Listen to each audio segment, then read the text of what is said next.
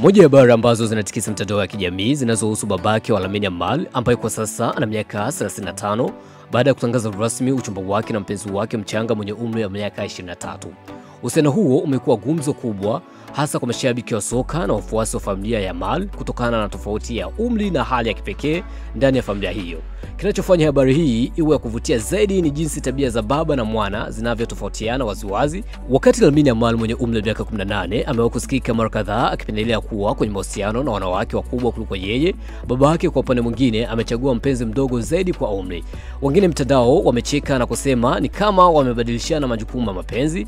Hata hivyo, jambo lililoibua maoni mseto zaidi ni kwamba kutokana na uchumba huo, sasa Yamal atakuwa na mama wa kambo mwenye umri wa miaka 23 pekee, tofauti ya miaka 5 tu kati yao. Wengine wameona ni jambo la kuchekesha, huku baadhi wakisisitiza kuwa hii ni ishara kwamba mapenzi hayachagui umri.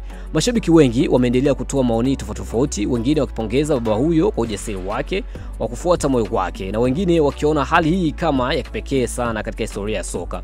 Kwa sasa Yamal ameendelea kung'aa katika klabu yake Barcelona na timu ya taifa Hispania, huku maisha ya familia yake yakionekana kuvutia macho ya mashabiki zaidi kuliko ilivyokuwa awali. Hali hii imezidi kuthibitisha kuwa mbali na uwanja wa soka, familia ya Yamal ni moja ya zile ambazo haziishiwi na mijadala ya kuvutia.